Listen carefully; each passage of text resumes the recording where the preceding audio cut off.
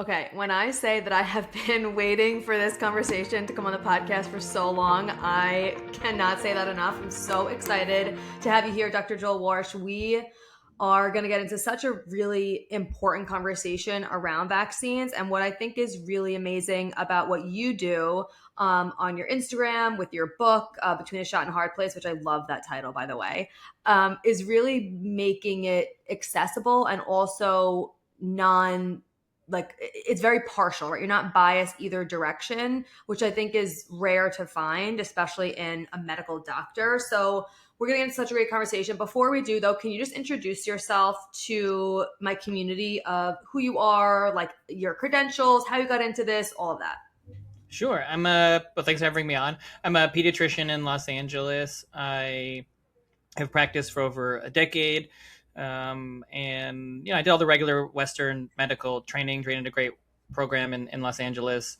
But I did get a little frustrated with the regular system. And thankfully, I guess during my residency, during my training, I met my wife, and she's very holistic minded. And that opened up my eyes to a whole other world of integrative medicine. I'm not against Western medicine at all. I just think that there's a time and a place. And so I've been on a journey of trying to balance the best of both worlds and use a medication when needed, but try to minimize using that as much as possible.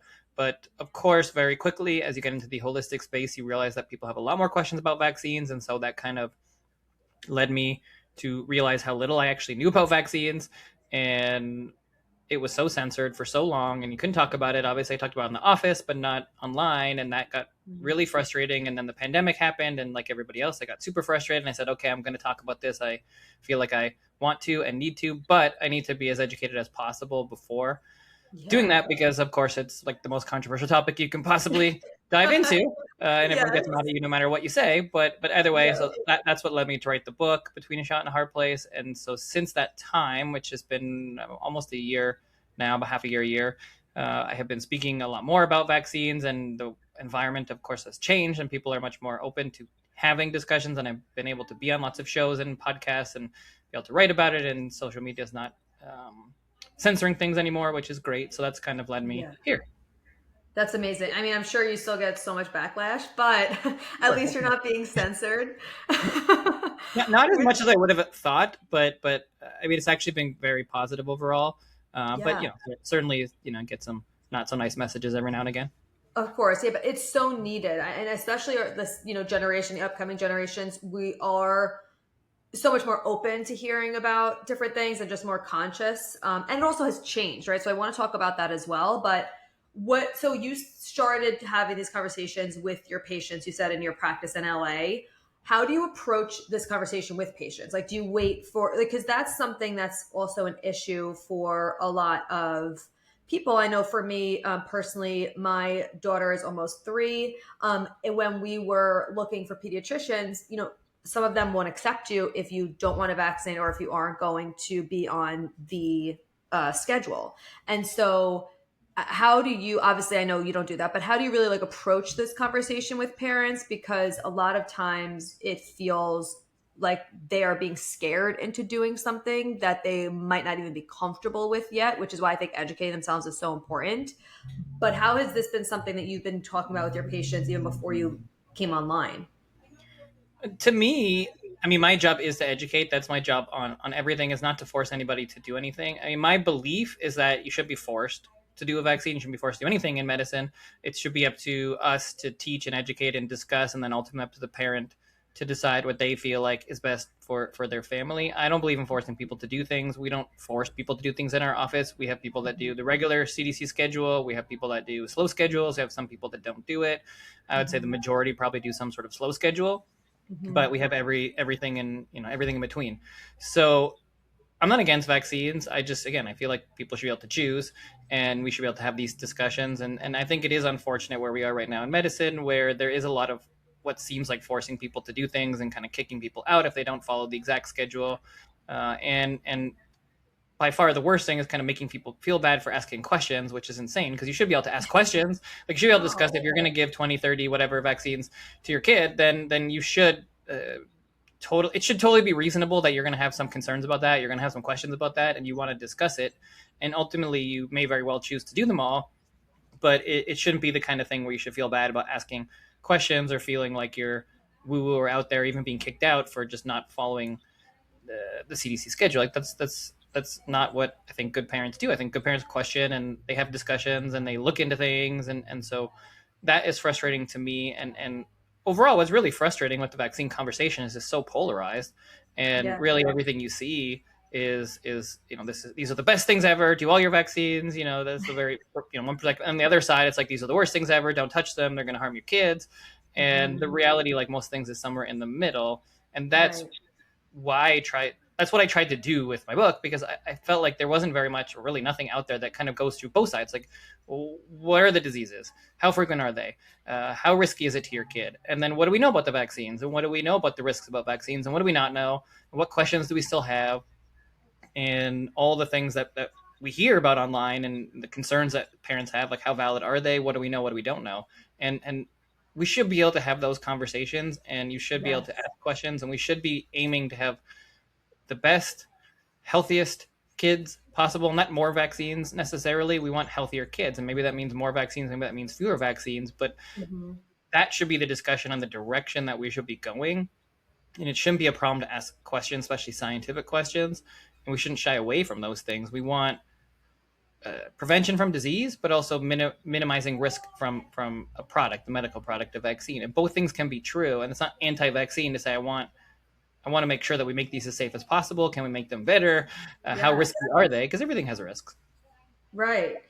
Exactly. And that's where, so personally, where I'm like coming from with this and why I even picked up your book is because I'm somewhere leaning more towards like, not like my daughter currently is not vaccinated, right? But we live in New York. And so we have a real problem upcoming where if we want her to go to school, we have to start, figuring this out. And so there's fear on both sides, right? Like I have fear of getting it more than not getting it, but there's also people who are more scared of not getting it than getting it, right? So there's just fear all over the place when it comes to vaccines. And I think the way that you lay out your book is so helpful. And that's why I'm like latching onto it so much, because you really lay everything out. Um, and it's one of the most like charged topics for a parent because it feels so, um, like when you look at the numbers of like the amount of dose and everything in such a short period of time, it's just like, wow, that's just like a lot in such a tiny little human. But we are kind of forced. We are forced if you want them to go to school in certain states. So it's just a little difficult to try and figure out what to do. So I really appreciate your approach of laying it all out there so that parents can feel confident in whatever decision that they decide to make. So, with that being said, can you talk about then versus now, right? So, for example, I'm 36, almost 37, right? When I looked at, and you laid it out in your book too, of like the amount of vaccines we got when, maybe 30, 40 years ago versus now, like a lot of parents feel like kids today are getting more vaccines than we did growing up. Can you just walk us through exactly what has changed? Is it just the number of vaccines? Is it the schedule? Is it the dose? Has the ingredients changed at all? Like, what has exactly changed? Yeah, I mean, it's all changed, right? I mean, it's several decades, so there are more vaccines now, more doses of many of the vaccines, and I think that's one of the big surprising things for a lot of parents or young adults as they moved into kind of the COVID world, right? I mean, a lot of us we had vaccines when we were kids, maybe just a couple, like maybe 5 to 10 in that range. You had your measles shot, maybe your whooping cough shot, polio, and not really much more, and maybe 1, 2, 3 doses of some of them. And then you maybe never had another vaccine the rest of your life. Maybe you got flu shots, but other than that, you kind of were just living and weren't thinking about vaccines. And then COVID hit, obviously, and that was kind of we were all faced with do you take a COVID shot or not, and all that Yeah. stuff. And then now there's a lot of that generation, our generation having kids, you're getting older, and then you're like, wait, how many vaccines are there for kids now? Like, what do you have to do? And it's way more. I mean, there are 17 diseases that you're vaccinating for, multiple doses of many. So you're talking like 20, 30, 50 pokes in that range, depending on how many flu shots you get and other things. So it's a And lot by more. and by what age is that? If you stick Uh, to the schedule? I mean, it depends. In every age, there are different ones, but let's say you're doing like around 20 pokes in the first 2 years, you can be in that range. So it's a lot. It's a lot more because there's a lot more diseases, and then some part of that's good, right? You're protecting against more diseases, so that part's good. Right. But I think for any reasonable parent, you're like, well, that sounds like a lot. Is that too much? Yeah. And that's not an unreasonable question um, nowadays, especially since a lot of these diseases are super rare. And I think that concerns parents because parents, most parents, they just want to do the right thing. Like they want their kid to be healthy, Yes. and they don't want their kid to get a disease and die. Like they've heard about measles, and they're like, I don't want my kid to get measles and die. But then you hear about your friend or your cousin, or maybe you had a bad reaction from a COVID vaccine, or your friend has autism, or whatever. You heard about something and you're like, oh, my friend had this vaccine and then they had this bad reaction and they blame it on the vaccines. And you also don't want your kid to have a bad reaction. And again, both things can be true. And it's hard unless you have a crystal ball to know the future, right? And everything has Right. risks. And so you have to ultimately make a risk assessment and make a decision for the future without knowing what that is. You don't know who's going to be the one kid to get measles and die. And you also don't know who's going to be the one kid to get a measles vaccine and have a bad reaction. Like both those things are true. So And they're both scary. rare, but it can happen. So I think that these kinds of conversations are hopefully what helps parents to kind of weigh that and think it through and not be kind of gaslit like there's never a problem from a vaccine or never a problem from a disease. Both things are true and they both can happen. And so you have to decide, like, do you want the risk from nature or do you want the risk from the medical product? And both of them have their risks. And I also think that the most difficult part in my mind is that I think for vaccines, we just don't have a great understanding of long-term risks and cumulative risks of Yes. vaccines because a lot of the research that has been done, so on specific vaccines, it's studied against another vaccine, it's studied by the company, it's studied for only a few months, maybe a year or two. So it's really very difficult in the setting of where we have so much chronic disease and long-term disease, eczema, allergies, autoimmune conditions, autism, all of these things to say, well, are vaccines related to that in some way? Mainstream medicine says no, but I think a lot of people have concerns that maybe it is, at least in some way. So Yeah. it's hard because you're making a decision based on not having that information totally. And that is a big important piece of the equation, I think. Yeah, that was my next question was going to be, like you said, there is a clear rise in autism, ADHD, allergies, food allergies, eczema, all these things from like my generation to the upcoming kids' generations, right? Did you see any like clear data, or is there just no studies on it to see if that increase in autism and all these allergies and stuff has anything to do with the vaccines? Is there anything like linking that, or is it just like speculation at this point? I mean, there are certainly studies that have been done.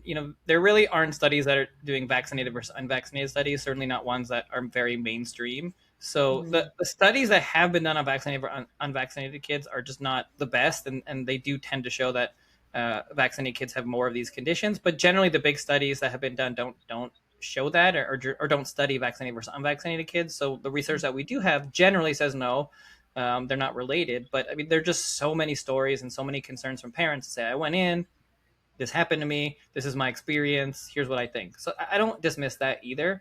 But Yeah. that's not the science right now. But I also don't think we have the correct science. Like I think we're missing a big piece of the puzzle in studying vaccinated versus unvaccinated kids long term. Because Hmm. I think the question parents have legitimately is if my kid gets no vaccine, so they have a higher or lower risk of having chronic disease, or does it make no difference? Do they have a Yes. higher or lower risk of getting autism, or does it make no difference? Like that to me is the big question that parents have, and that has not been Mhm. studied in any real definitive way at this point. We just don't have those big studies, and we certainly don't have the prospective studies following kids forward that you would need to definitively answer that question. So I hope that it is done. I wish that it would be done. Hopefully, we're going to Mhm. start seeing some of that research come out. But I mean, ultimately, right now, you have to decide based on what we do know. And mainstream medicine says they're safe, so you can agree with that or not. But that's what that's what it said, and so it's recommended, and that's the only thing that a doctor can recommend is what's the schedule. But if you want to do something outside of that, that's up to you. And a lot of people in my office choose kind of a middle ground. And I'm in a state just like you. California is pretty tough. Mhm. So if you want to go to school, there are certain requirements, and some people, they don't necessarily want to do all the vaccines, but they just do it for school. Other people homeschool. Other people move. Not every Yeah. state requires vaccines. There are exemptions that you can get in other states, but in California, Right. New York, they're pretty tough, and you can only get Mhm. a medical exemption, and getting a medical exemption is very narrow. So it's not, you can't kind of say like, oh, I just don't want vaccines, so I can't it's okay. Like some states you can do that. Some states you have a personal belief exemption. You can say, I don't want vaccines, and that's all you need to do. But in the Right. states that are tougher with the rules, then you do have to make a decision. And so if you are deciding to go on a slow schedule, then that's something you can work out with your doctor and kind of do one at a time and work your way through. And you still get Mhm. most of the vaccines, you still get your protection, you just don't do as many on one day. And that seems to be more comfortable for some people. Right. Now, with the like risk, and so many different directions I want to go with everything you just said. But I'm just gonna go with what pops in my head right now. With the risk of like, say, obviously it's different for every disease, right? So, say a child is not vaccinated and gets X, Y, and Z disease. Is it that the risk is? I guess you could go through different ones, but like, where is it where the risk to get the disease and is worse, like statistically, than an adverse reaction from the vaccine? Do you know what I'm asking? Yeah, I do. And that's the thing. I think that's an impossible question to answer because to me the answer to that question is you need the information of what is the risk from the vaccine, right? It's a very different answer if let's just say let's say hepatitis B. Let's just take a random vaccine. If hepatitis B is related to eczema, allergies, autoimmune conditions, autism, whatever, uh, then that would completely change the equation of risk versus if it wasn't related to it at all. So you Right. don't really have that kind of information. We know short-term risk, but we don't really know if it's related to long-term risk, at least in my opinion.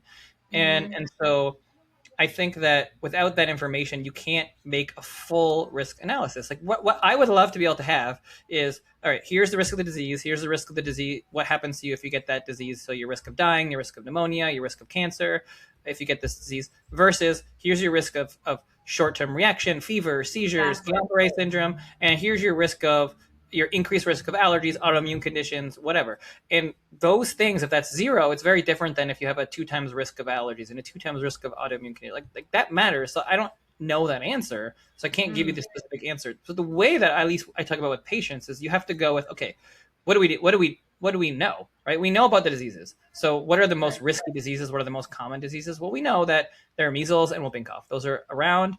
Both of them could kill you, certainly if you're a younger baby. Not commonly, right? Most people get measles and they have a cold and they're fine or have no symptoms. But Mm. certainly you can get pneumonia. Kids, you die from it. They can get sick. You can get encephalitis. So all these things are possible, but quite rare. Mm. Whooping cough, if an adult gets it, it's not fun, but you don't usually die. But a Right. baby, half the kids get whooping cough. Newborns go to the hospital, so it's pretty severe if a baby gets it. Mm. So those are the kind of things that I think you need to weigh, understanding the diseases, and then at least understanding what we do know about risk, and then you have to make your own judgment on chronic disease. I think like you can just assume it doesn't have anything to do with it, but I think a lot of parents who already have concerns assume that it does have something to do with chronic disease, and so you're weighing in that kind of unknown. Right. But you have to make a decision based on what you do know, because we don't have the information we don't have, so you kind of Right. decide. So with whooping cough, let's just use those two examples. Obviously, you said with newborns, like they could, God forbid, die. At what age does that risk lower? Because you said adults they should be fine, but newborns is that like what age does that risk of God forbid dying from whooping cough lower? Obviously, it could happen, but I'm just saying in general. Yeah, the older you get, the lower your risk is from almost any disease, right? So that's kind of a Mm. general trend. Like a newborn baby in the first month or two is by far the highest risk from any disease. Okay. Vaccines or no vaccines. So if they get sick, it's a big deal. That's why a baby, but they get a fever, they go to the hospital, they get a full Right. workup because they get sick really quickly and their immune system's just not as developed. The older you get, the stronger your immune system is, the more likely you're going to fight something off. So for Mm. sure, the first 2 months you're most vulnerable. Then probably till 4 months you're pretty vulnerable, and then after that you're less and less vulnerable as you get older, and Right. certainly after you're a couple years old you're much less vulnerable to these diseases, not zero, but Yeah. the first month or two is the highest risk. And then also those first couple months, it also depends, like are you around a lot of kids, are you breastfeeding, because Right. breastfeeding, you get the antibodies from mom, it certainly decreases your risk significantly from Hmm. any disease. So these are all factors that sometimes people have to weigh in, because I think it's a little bit different equation if you're like, okay, this is my first kid, we're not going anywhere, I'm breastfeeding, we don't have an older kid in school, so yeah, of Hmm. course you can get exposed to anything, but that's a much lower risk than I have three kids, my older two are in preschool, they're Right. coming home every day, I'm not breastfeeding this kid, they're formula fed, like that kid has a much higher risk of serious disease Mm. than somebody who's not really exposed to disease. You live in the forest, in a cottage or somewhere in the middle of the forest, like you're just not exposed to as much. So it's not that it's Right. a zero risk, but it's just lower. So I think Right. all those things can matter for a parent. And sometimes a first kid, maybe you're going to be less likely to want to do some of the vaccines, and maybe for a third kid, you're going to be more likely because you're like, well, my kid's going to daycare, they're probably going to be exposed to measles or whooping cough or something, so my baby is more likely to get it. That's just all things to factor in. Yeah. That's great. Well put. So for measles, because I know that that's been coming up more so recently, and I've known you've been talking about it a bit because is it like there are more cases recently in the United States? Like, what is the deal with measles right now? In obviously, people listening aren't just in the United States, but I feel like it has been more. Even my mom has been like messaging me about that, and like polio. She's like, like just like trying to like kind of like push me a little bit. But what is the deal right now with measles and the risk and the like rise that are we seeing a rise? Like, is that legit? Like, what's going on? Yeah, I mean, I think it is legitimate. So the thing with measles is there's a lot of fear around it, right? And Mm-hmm. when I try to talk about it, I write a lot on Substack and on Instagram, I try to decrease that fear because I think it's important to be aware and to Yeah. understand what to watch for, but not necessarily to be afraid because the media really wants you to be afraid of everything, and you don't need to be afraid of measles, not really. What you need to is understanding of the risk and what kind of risk that poses to your child, because it's the problem with measles is more on a population level. It's very contagious. So if people are unvaccinated, most people around someone with measles get measles. That's just how it is. But Mm-hmm. for any individual, the risk for measles is very, very low. Like most people do just fine. Most Right. kids have a mild cold. You don't even necessarily even know they have anything. Okay. And if you go back in time before the measles vaccine, very, very few people used to die from measles, Mm. even 100 years ago. Like it was maybe 3 to 500. So obviously, you want nobody to die. Right. But when you compare that to today, where you talk about like the flu, where tens of thousands of people die, we're not all walking around terrified of the flu. But Right. measles, even with zero vaccines, you're not looking at a very high death rate. It's just a very high contagious rate. A lot of people get sick. They can get pneumonia. You could go to the hospital. Okay. Um, so all those things. So all those things are real and they're important, but it's not like Mhm. your kid gets measles and they just die. So I Right. think that's what the media has kind of portrayed, because they get the one kid that dies and then you hear that all over the news and it gets blasted, and so you're more afraid than you ought to be. But again, Mhm. I think it's reasonable to be aware because it's possible your Right. kid could die. So these are things that are important to know. And it's important to know, okay, what to watch for. Like, what are the symptoms you should be worried about? When should you get higher level care and go to the hospital? Mhm. Like, that stuff is all important because it is real. And because there are more people that are unvaccinated to some degree, there certainly is more measles because it's just very contagious. So we Right. in the media, it seems like there are millions of cases. No, there's a couple thousand, right? It's not like millions of people have measles, but it's higher than it has been in years past. So that's something just to be aware of. Mhm. And I also think that there's a higher rate of measles because we're just way more aware of it. We're talking about it more with everything with Secretary Kennedy. So more doctors are testing, more Mhm. people become positive. So I think one part there are more cases, but I think on the other part it's just that there were a lot of cases that just weren't getting detected before, and now Right. we are testing for it more, because you have to keep in mind measles mostly is cough, cold, runny nose, red eyes, rash, right? So Okay. that is common of almost every virus. Basically, Right. every kid that gets sick gets those symptoms. So generally, 5 years ago, if a kid gets a cough, cold, runny nose, and a rash, you're like, okay, it's a cold, go home, right? But Right. now, Right. because there's so much fear and news in the media, then more people are like, well, that rash kind of looks like maybe it's measles. Let me get a test for it. And Mhm. so probably 5 years ago, there were lots of kids that had measles that nobody tested for because they were totally fine. Mhm. Especially because you'd never know it was measles except for the rash, right? Right. Everything before the rash is just cough, cold, runny nose. It's the same thing for every virus. And by the time you get the rash, you're already better. So Oh, by the time you wow. get the rash, you're basically getting over it. You're probably not even contagious anymore. Maybe at the end of being contagious, and you're not Mm. sick anymore. So Okay. most people, when they go to the doctor, they're already better. Their kid has a rash. The doctor like, oh, go home, whatever. You had a cold. But now, Right. because of these, people are testing more, so we get more cases. And then once you get a case, then everybody around them tests, and you get more cases, as opposed to it Got used to it. be just a cold. So I think it's both things. I think we're testing more, but also it's just around more. So it's a little Okay. mix. Okay, love that. That was a great explanation. For me, the MMR vaccine is one of the ones that I like hesitate on the most, and I guess I'm more afraid of because there's three different things in there. Can you talk about the MMR vaccine? Is there any more? Obviously, we know we're not talking about long term risk because we don't know, but uh, are there any studies that show any more risk from that vaccine versus any other vaccines because there are multiple diseases in one?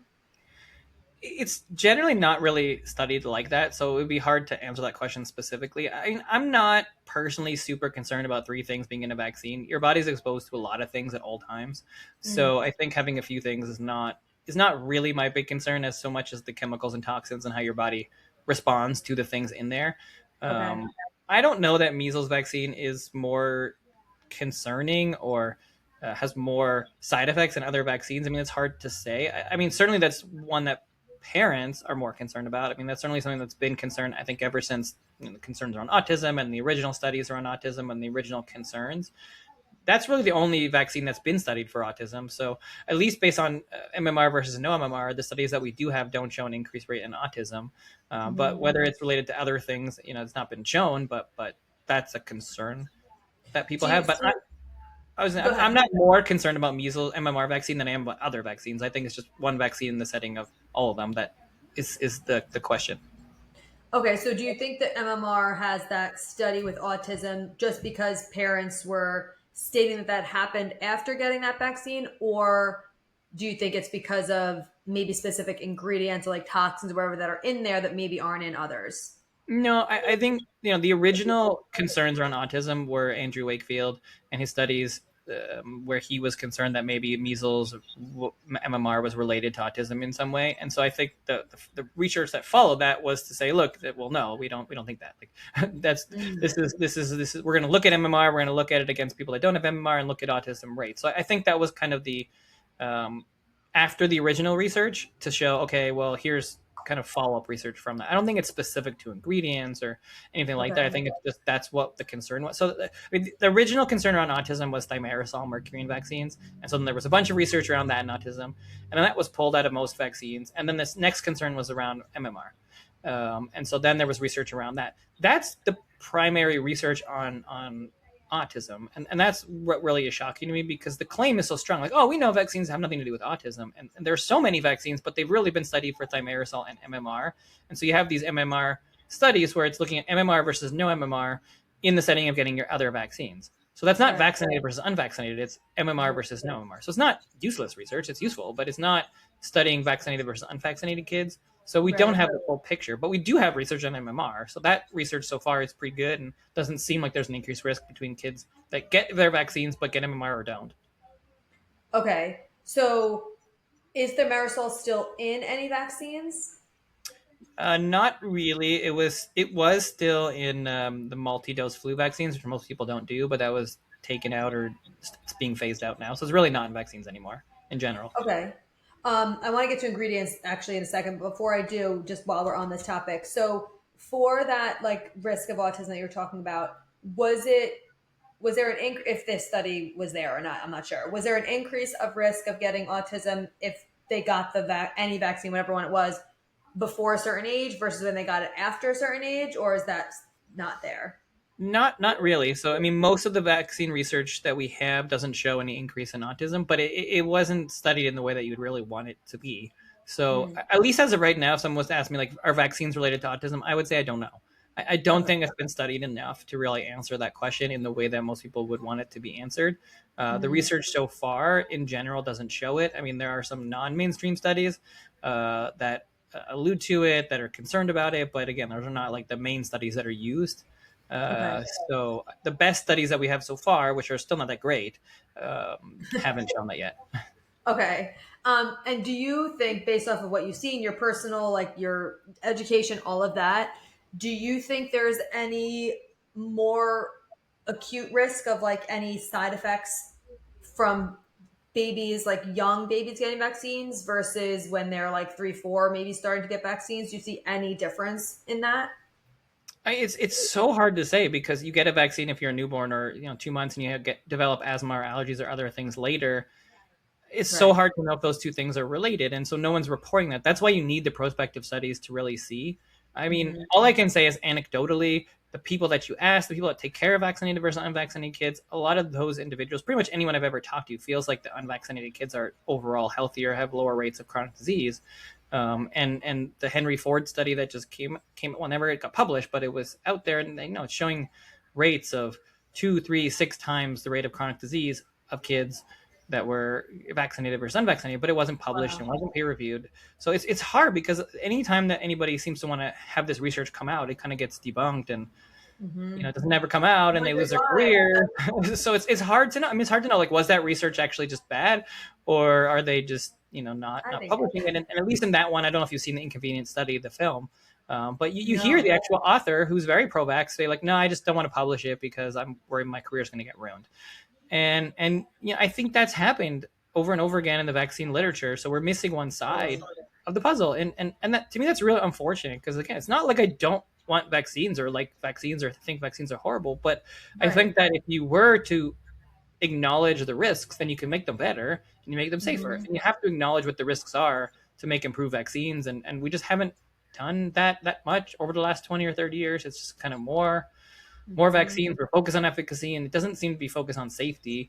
And I wish we were just also focused on safety. Yeah, well, we're always fed vaccine is safe and effective. Vaccine is safe and effective. It's like everybody has that in their head. We're just always fed that like statement. So speaking of like ingredients and like the load on the immune system. So obviously a lot of parents are concerned about the ingredients, specifically in this community, like you were alluding to. And I know every vaccine is different, but you said the is not in any of them anymore, which is great. But can you explain maybe what is actually in vaccines and what are some other toxins and chemicals that you are most concerned about and wanting to be improved that are currently in vaccines right now? Yeah, so I guess to go backwards a little bit, so there are a couple of different kinds of vaccines. So you have your live attenuated vaccines. So that's basically like a whole infection, a whole virus, but they kill it, they change it, they do something to it, so that way it's not active or going to cause serious disease. You have the vaccines that have just a part of the disease. So you have like some proteins in there that your body can recognize to create antibodies. You have your newer mRNA vaccines. So those are creating proteins, so using mRNA to create proteins in your body that your body can create antibodies to. And then you have your immunization, so your antibody immunizations like RSV, which are basically giving antibodies, kind of like breast milk. You're giving antibodies. It doesn't create an immune response, but it does protect you for a certain amount of time until those antibodies go away. So those are kind of the major categories. So in each of those vaccines, there's something active, right? There's either the whole virus, a part of the virus, part of the infection, whatever it is. And then you have, especially in the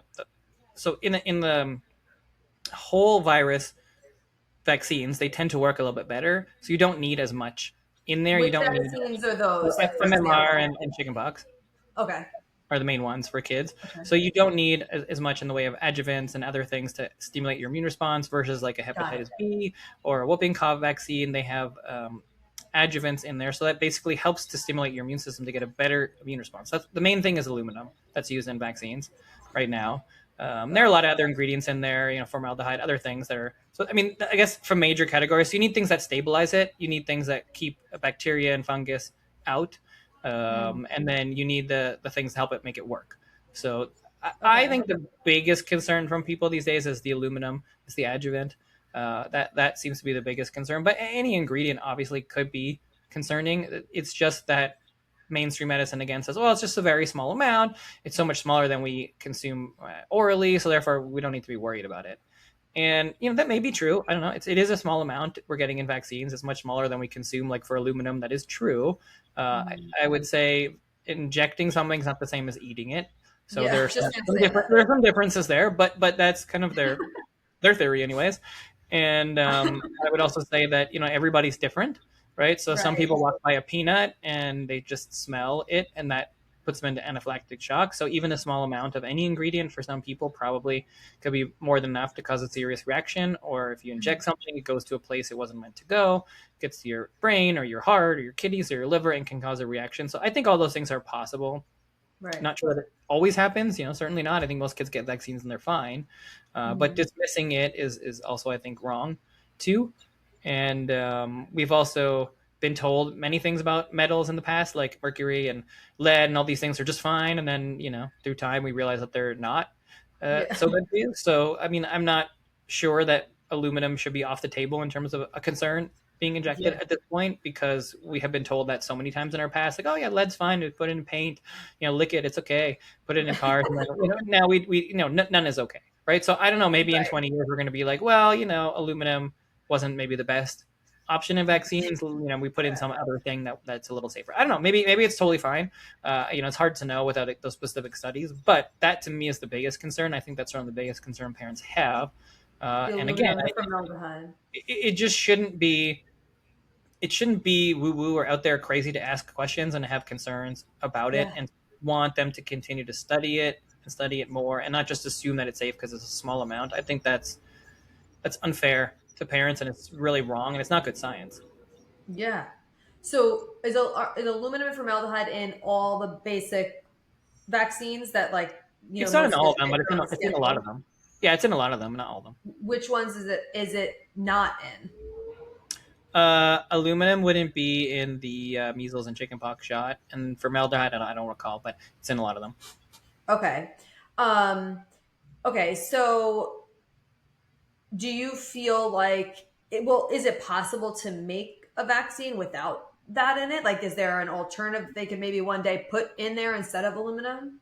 Yeah, I mean, I'm sure that I've certainly looked into this before, and there are other things they've tried, and there are many ways to do a vaccine, right? So who knows what they could invent, what they could do. I mean, these are the ones that are done, that have been used, but to pull anything off the market, to study anything, to make something new, it's obviously a lot of money, and why would they do Right. it unless they have to?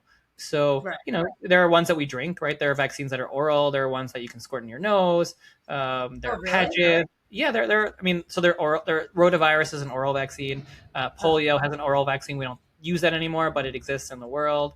oh, Flu, there's the nasal spray for the oh. flu now. So there are different mechanisms that things are that we have for injections, or for vaccines in general. And who knows what they can create. And there's certainly, I mean, if aluminum works, there's certainly other things that could be replaced Right. that could do something similar. Maybe it works as well, maybe it doesn't work as well. I mean, that's what the research would be for. And maybe Mhm. the thing you added in could be more toxic to you. So it's not just because we replace aluminum, put something else that's going to be better. It could make it worse, right? So I think Right. that's what the research would be for. But I mean, it's not like impossible that we couldn't have a nose spray that you like couldn't in the future, if we were studying it. Like, you make one nose spray for all these vaccines, you spray it in your nose, it works pretty well, Mhm. no injections, and you have your protection. Like, that's possible, right? I don't know. If that's Yeah. what we study and that's what we want, then maybe they could create that in 50 years from now. So Yeah. I just think that we shouldn't be stagnant in our research, and we should always be looking for something safer. And certainly with injections, I mean, it's not fun for kids to get injected anyway. So maybe there are Yeah. other options that are, maybe it doesn't even work quite as well, but maybe it works well enough without the side effects, and that's good enough. Like, polio is a perfect example. You kind of brought that up before. Yeah. But we haven't had polio in a very long time in America, and yet we still give kids 3 or 4 vaccines in the first year or two. And you're giving them at 2 months, and like, does a 2-month old really need a polio vaccine? No, right? Like, they don't. Like, why would you need it unless there's more polio? So if you're going somewhere with polio, that's different. Or if polio starts to come Right. back, then that would change the equation. But like, maybe we don't need to give polio to young babies anymore. Maybe we give it when they're 5 or 10, or maybe that could be part of some sort of new product that isn't an injection, or I don't know. Like, there are just options that we could strive towards, and maybe one day it'll just be something as simple as a nose spray, or Yeah. a drink or whatever, and you're going to get, maybe you don't get 100% protection, maybe you get 98% protection, but that's maybe Mhm. good enough, and at least you don't have the Totally. side effects. So I don't know. Yeah, that would be amazing. So, with obviously with the CDC schedule, some of them are getting multiple different vaccines like at once, right? How does a child's immune system handle multiple vaccines at once? Is there any evidence that spacing vaccines out changes the outcomes, as well as a child gets older, generally their immune system is more developed, right? 3, 4 years old, whatever, than like a newborn. Are they better able to tolerate that like that response? Or what do you say with that?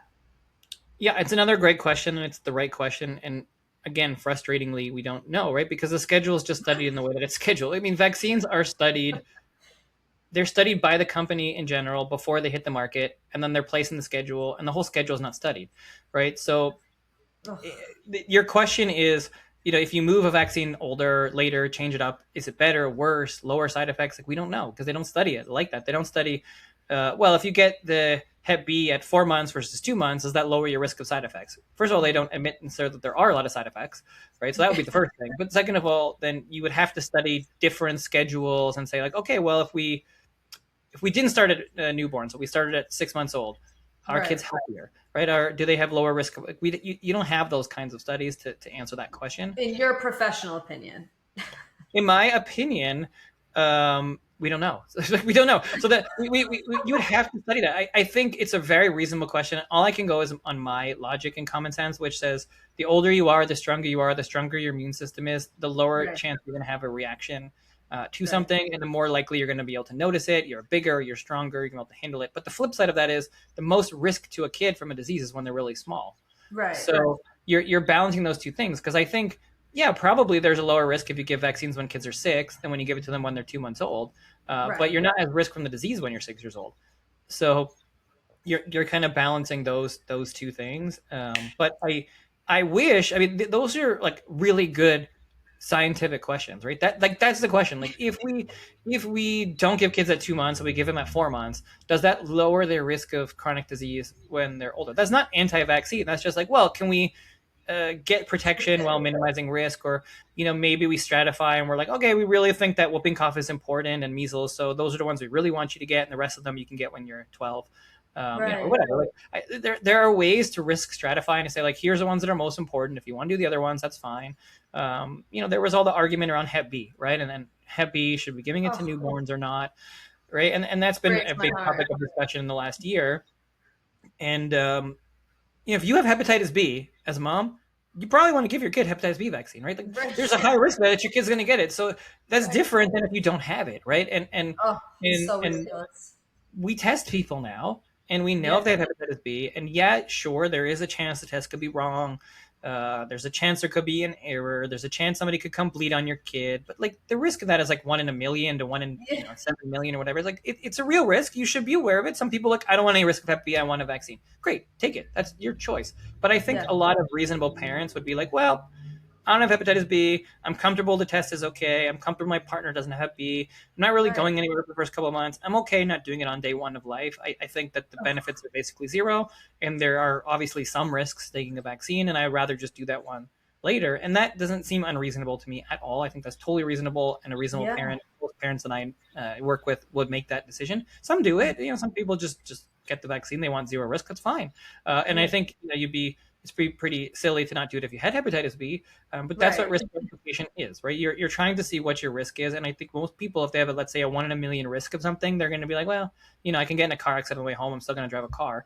Like I just think Right. that there's a risk to have B vaccine, like anything, and you're giving a newborn baby that's only 1 day old a medical product, and there has to be some risk of that. So Oh my God. So I crazy. think that it's a very unreasonable thing of the medical system to start that relationship with the parents so um, at odds, where I think a large portion of the population thinks that it's a little bit wonky to give a Hep B to newborn if you're test negative. I get it. I get there's a risk. There is a risk. It's a real risk. It's Mind there. blowing though. The risk But is like, yeah.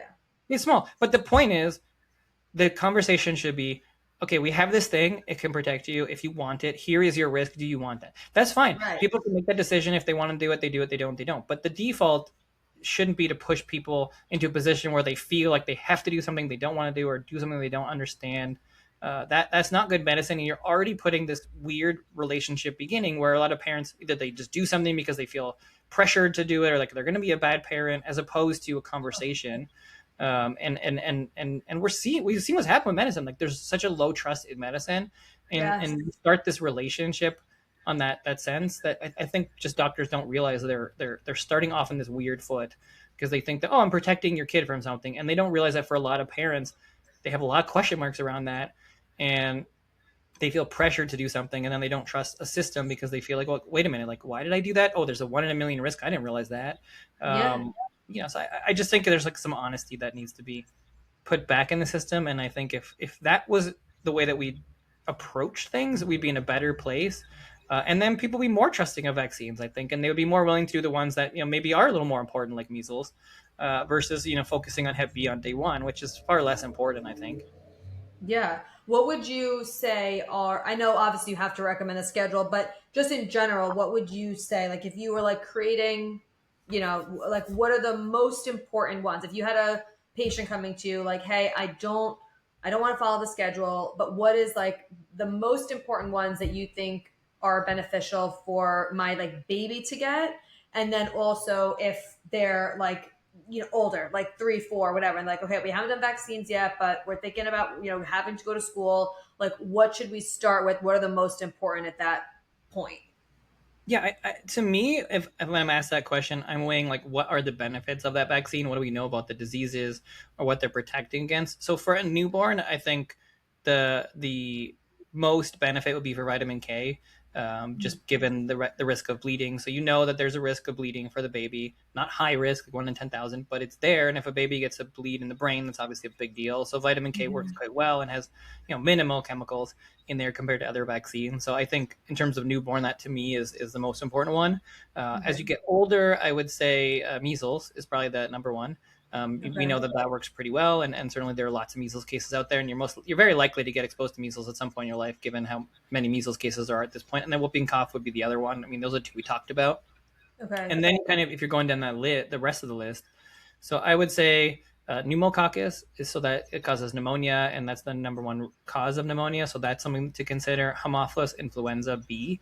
Um, it's kind of in the middle for me because that's a very serious disease if you get it, but it's very, very rare now. So Mhm. it's not very likely that you'll get it. So I kind of put Okay. that one lower, but I mean, you don't want it. So if that was to come back, that would be something that would be more important. It's just not very common right now. Okay. And then, polio, again, like nobody wants polio, but we haven't had it in 40 years. So I think that's less important for a newborn.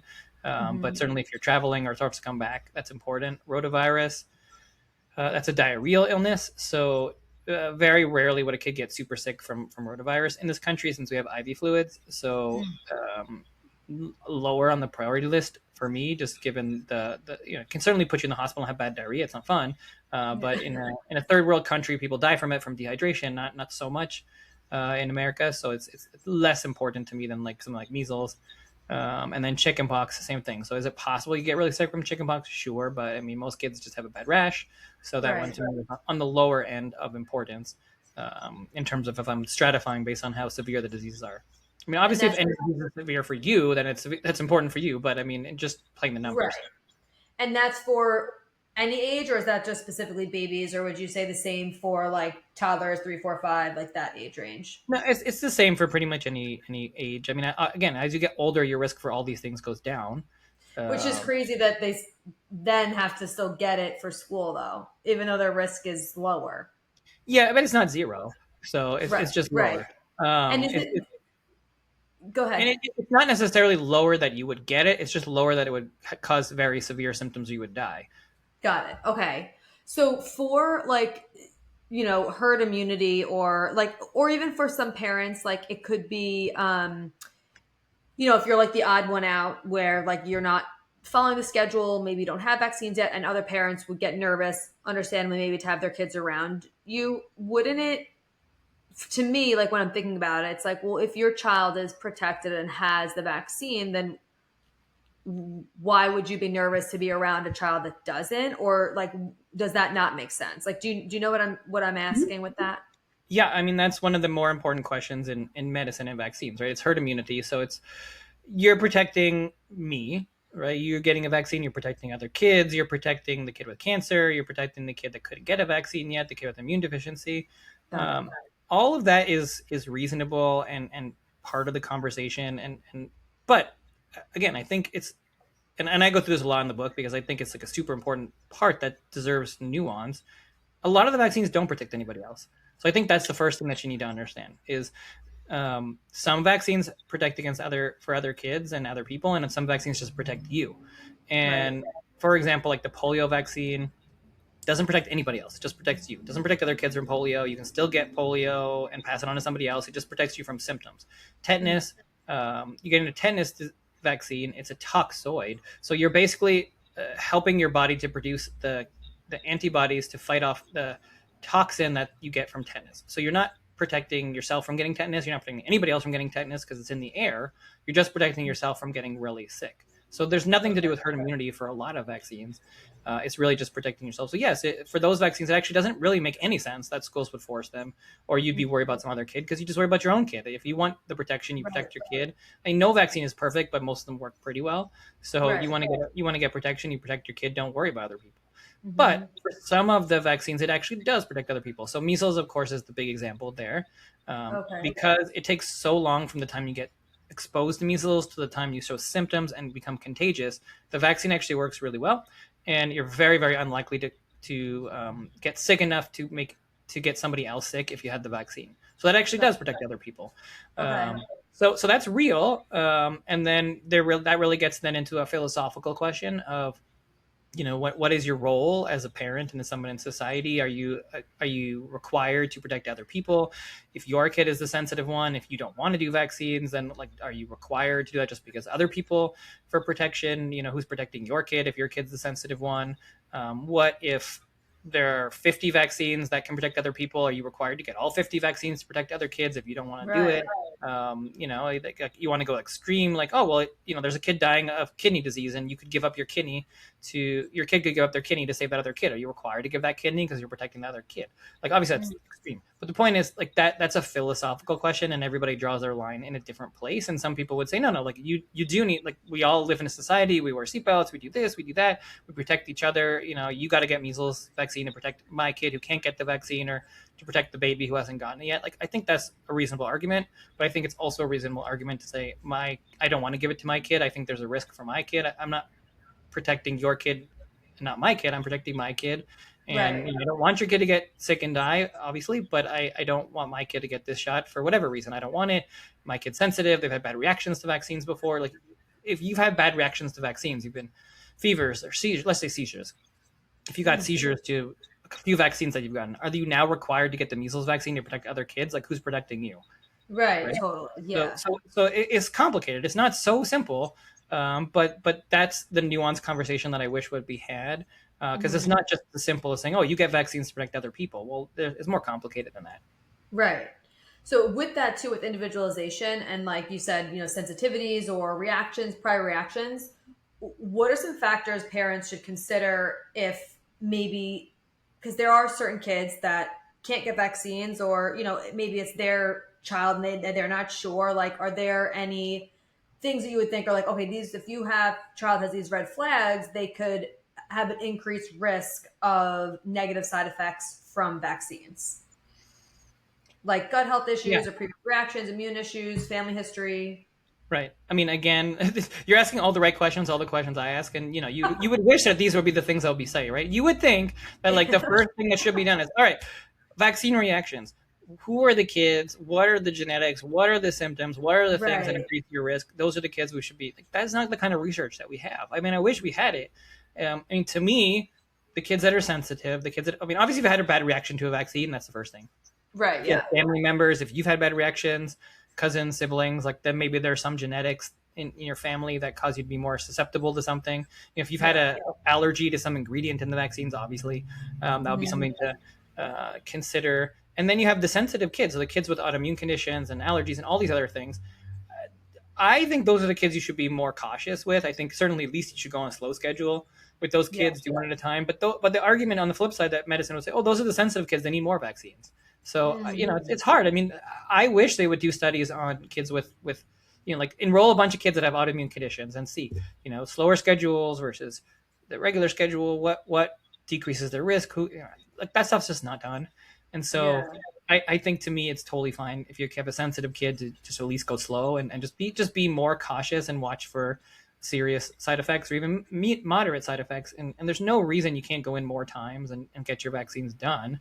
Right. If that's your choice. Like, the vaccine schedule is a public health thing, right? Mhm. You want to get a bunch of vaccines on the same day because not everybody can make the doctor, don't go that often. They want to get all their vaccines in. If you can go to the doctor, you're not worried about it, and you're like, I don't mind going a couple extra times, and especially if you have a sensitive kid, I don't have any personal problem with that. You're still getting your vaccines. If it makes you more Right. comfortable, if you go slower, then if you do have a reaction, you can more pinpoint which vaccine it was to, and Mhm. maybe not get that vaccine if it's causing you an issue. But Yeah.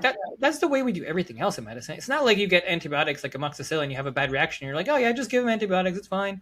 You're like, Right. no, don't do it anymore, right? So it's like there's True. nothing anti-vaccine about that. Like I'm not saying Right. nobody's saying don't do it. It's like if you're the person who has a bad reaction, you shouldn't be forced to do more. You should be Totally. cautious of that. So Yeah.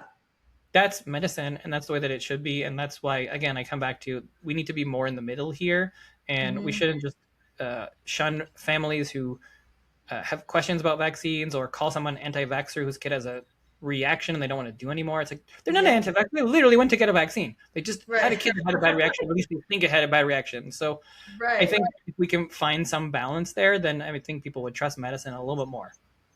Yeah, I agree. And then, so with that, are there ways to support a child's immune system before and after vaccination? Like I've seen like these like vaccine like detox things you could take before. I've heard, extra vitamin C. So are there things that can do that actually will make a difference for the child before and after vaccination? I mean, you know my answer to that question right before asking. It's the same thing, right? It's Your again, personal your no, personal opinion. I wish that was studied, right? Why are they not studying? Like, okay, what supplements can you take? What can you do? What would decrease your risk? I mean, Yeah. obviously, those are good questions, right? And that would make people more comfortable to get a vaccine. But they've never studied anything like that. So, to me, what I tell parents when I'm asked that question is, okay, let's think basically here. We want to support our detoxification systems. How do you get stuff out of your body? Poop, pee, and sweat. Right. So, number one, you never want to take your kid to get a vaccine when they're sick. Right. Because your immune system's already compromised and you're dealing with that, so you don't want to have to deal with the vaccine. You want to make sure that they're hydrated, so you don't be dehydrated, so make sure they're drinking a lot before and after, so they're peeing. If they're older, make sure that they're eating healthy fiber, so they're pooping. You can add some magnesium as needed to make sure things are getting out, and then certainly, I mean, you don't want to go in like a sauna, but you want to make sure they're getting some sweating, so get outside, get moving. That's how you get stuff out of your body. So Okay. support those systems. I think it's not unreasonable to do, to give antioxidants like vitamin C and vitamin D. You There could are do that. Would you do that before or after or both? when people, I usually do a couple days before to a couple days after. Okay. Again, it's Any not, specific dosage? it depends on the age. So, it depends on your age for Right. those. Okay. Would it Uh, be like the regular dose for that yeah, age, or would you give yeah, more? regular dosing for age for a few Okay. days. I mean, it's just supporting the immune system, making sure it has everything that it needs. Again, it's not scientific that it's going to make any difference, but I don't think there's any downside to it. So I Right. don't have any problem with people doing it. But I think just logically, common sense, you want to make sure things are getting out of your body the way that they're Hmm. supposed to. So supporting those systems seems logical to me. And Hmm. I think that that's totally fine. And, it may do nothing or it may help a little bit, but it doesn't hurt. Okay. So Great. And then the vitamin C, vitamin D, a few days before, a few days after. yeah. Anything else? I mean, there are some detox, like Dr. Green Mom has things, and then there are a few out there. I mean, anything that supports your liver, kidneys. I mean, theoretically, could be helpful a little bit, but also depends on the age. Like, you're not giving little babies Okay. that much for Right. supplements. Older kids, you could. Okay. And is there anything other than a child being sick that you would avoid doing or taking or anything around the time of vaccination? Um, I don't think so. I mean, I think for me, it's you want the kid to be healthy. That's the main thing. Okay. I don't want them sick. I don't want that to be kind of muddying up the waters. If they're having any sort of reaction, then it's from a vaccine and not from just them being sick. Um, yeah, I don't know if there's anything specific other than that. Okay. Okay. And then before we close out, I just want to shift to vaccines during pregnancy really quick because a lot of women who are listening to this are or trying to conceive, like for adults, right? Like, do the vaccines that are maybe typically recommended during pregnancy, what is your, professional opinion or any studies on how they maybe impact the baby, any like short term, long term, like what are some things women should consider when making these decisions? Yeah, so the vaccines that are offered during pregnancy generally would be the whooping cough vaccine, Mhm. the RSV vaccine, and then flu if it's flu season. So those are the recommendations, at least from the research that we've seen. They all work. I mean, they do decrease the baby's risk of getting those diseases because you have those antibodies you're passing them to the baby, and so they have a lower risk from those. I mean, it's not again, the risk to the baby is very small, but if it happens to be you, if you happen to be the one to get RSV, you happen to be the one to get flu, it can be very severe. There's not much you're going to give a baby at that point to protect them. So you are offering them some protection. Again, it goes back to risks. I think pregnancy is generally not as well studied as anything else. Very, sparse research on long-term anything. I think it's always, you want to be extra cautious when you're pregnant about doing things, but you certainly could. I mean, you can also get them after the baby's born, and if you're breastfeeding, then you're still going to pass some antibodies. So I think, again, it's a personal Right. choice. A lot of people that I take care of don't tend to want to do anything during pregnancy, but that's not necessarily the recommendation. I mean, we Right. know that, let's say for RSV, like it certainly does help decrease the risk of hospitalization. Like Hmm. maybe 75, well, I've seen study like 70 to 90% in that range. That's pretty good, Hmm. presuming that doesn't cause a side effect. Um, Right.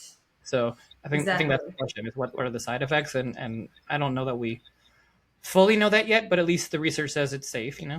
So Hmm. you have to decide whether you trust that research or not. Yeah, and if for some reason, oh, most women who are listening to this who are pregnant aren't going to do that, but if for some reason they have to, I don't know, work if they're a nurse or whatever, and they maybe have to, are there ways that it would be similar that you would suggest for a baby, like for a woman who's pregnant to support herself if she is choosing to get a vaccine? Yeah, I don't think it'd be any different. It's the same detox system, so I think that Okay. supporting that would be the best way to just make sure that you don't have a reaction. And um, most people get them and fine. They're fine. It's just, I think abortions and issues during pregnancy, I think that's always the concern. And so certainly in some studies they show small rates of those kinds of things, but not anything major or obviously super concerning, or they would pull it from the market. But again, it's like, who's studying it, how long are they studying it for, how much are they studying it for, with pregnancy. A lot of these vaccines are not heavily studied for pregnancy. They're kind of inferred for pregnancy. They do have sporadic studies on it, but generally it's not as robust, because there aren't that many people generally that are volunteering to do research when they're pregnant. Totally. Yeah. It's like, I'll do it. Um, okay. And then what are some questions you think every parent should ask their pediatrician? Like, as you know, you are a pediatrician, you work with them. Like, what if someone is pregnant right now or they're looking for a pediatrician, like what are some things you feel like could be supportive for them to have this dialogue with their pediatrician when it comes to vaccines? I mean, I think the big thing is you need to ask questions in the first place. I think you have to feel comfortable that if you have questions about vaccines, you got to make sure you're at a practice where you can have those discussions. There are plenty of practices that aren't going to do that, so you don't want to be there. If Yeah. you want to do the regular schedule, fine, that's great. You can go to any practice that will do that. But if you want to do anything outside of that, if you want to do a slow schedule, if you have concerns, if you don't want to do vaccines, don't go to a practice where they make you do the full schedule. Like, ask questions, don't be shy about it. Most of them proudly post it on their website, like, oh, we only take people to the regular schedule. So you look there, but interview the doctors, and be like, all right, well, here's what we're thinking. I have some concerns around vaccines. We want to do it, but I want to go slow. Are you comfortable with that? And see Yeah. what they say. If they say no, then that's not a good doctor for you. Find one that is willing to have those conversations, because you don't want to be somewhere that you don't feel like you can talk to them. Like, you want to be able to ask questions. You want to be able to discuss this. And so I think that's really the key, is not to feel woo woo or out there. There are so many families that have questions around vaccines these days, and you're far from the only one. And Mhm. I think that it doesn't really matter what the doctor's opinion on vaccines is. Their job is to educate you. And so they can totally be all for vaccines. That's fine. But if you have questions, they should be able to answer them, and you should be able to discuss it. And Yeah. they should respect your beliefs and your opinions, regardless of Right. what theirs are. Yeah. Okay. And when it comes to like different brands or types of vaccines, does that really matter? Like, do you have a choice in the matter? If you're like, oh, I'd rather this brand, or is it like all the same? Generally not. I mean, most vaccines, there's one or two versions. So I mean, sometimes there's a choice. A lot of practices only have one, so you're Okay. kind of going to do what. But if you have a specific one that you want, you can always ask if they have those. But there's like 30 different brands. It's usually one or two, so there's not a And lot of they're choice. fairly similar. Like they have They're fairly. pretty similar, yeah. Okay. Um, okay. What? Yeah, I think I was gonna say like, but that's such a hard question. But like, what is there maybe like one thing you would tell like parents right now who are really like struggling with this decision, or you wish more parents understood this about vaccines? Definitely get his book. First of all, we'll talk about that in a second. But anything you just wish parents would maybe know or feel better going into this decision? I want people to know that they are not alone, and they shouldn't feel woo woo for having questions. I think, again, it's totally reasonable to have questions about something you're injecting into your child. and you should be able to have those conversations, and you shouldn't feel bad about having concerns about that. I think that's totally reasonable. And our job, or doctors' jobs in medicine, should be to make you feel comfortable. And if you don't feel comfortable, then read, ask questions, learn about it, and hopefully that will help you to feel more comfortable in whatever decision you're going to make. We're not going to have all the answers to everything. We don't have all the answers to anything, but I think we got to make the best decision based on the information that we do have. And ultimately, your risk from the vaccine hopefully is fairly small, and your risk from the diseases are also pretty small. So it's not, sometimes it seems like it's so high stake, but ultimately, you don't have to make the decision always today, and you can read and learn and try to get as educated as possible. So, but I think people feel like they're so woo-woo and out there and like the only one, and that's just not true.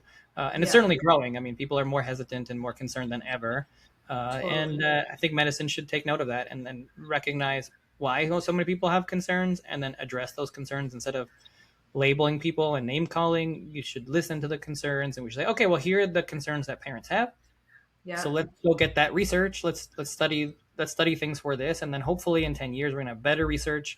People will feel more comfortable, and whatever those studies show, if you study vaccinated versus unvaccinated kids and you follow them forward and you found a problem, you would want to know that. And you would say, okay, well, why are these kids that are getting Hep B having higher risk of asthma? What ingredient is it? Okay, let's take that ingredient out. Let's change it. Let's make it better. Or you'd say, okay, kids that get vaccines have the same rates of autism as kids that don't. Great. That's going to make parents more comfortable to get those vaccines. So we shouldn't shy away from those questions. We should ask them. We should study them. We should be okay with whatever we find. And then we'll make adjustments based on that. Yes, I love that. There's just, I wish that's what it was like. But like in the beginning of your book, when you talk about all the ties with, was it Rockefeller, I think, or like Big Pharma and all these things? Wild.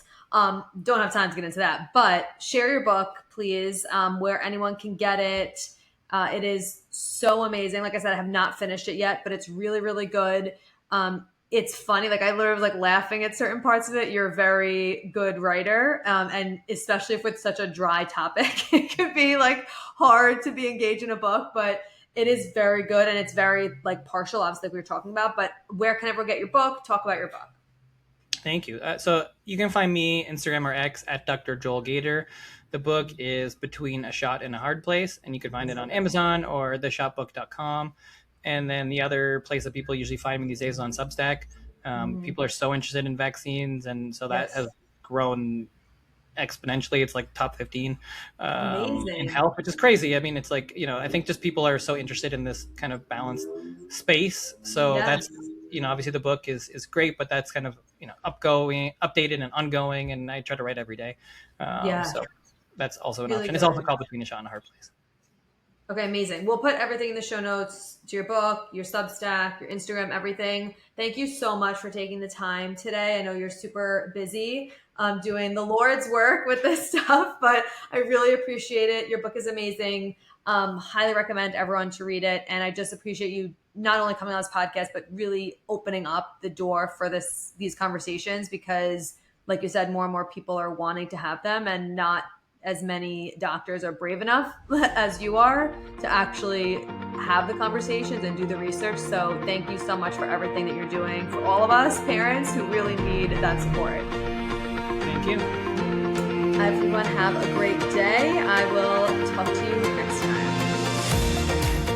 Thank you so much for being here. If you loved this episode and learned something valuable, please share it with a friend who you think would also love it, or post it on social media and tag me so I could personally say thank you for helping me spread this important message. I am beyond grateful to be here with you. So until next time, stay intentional, stay consistent, and always mind your hormones.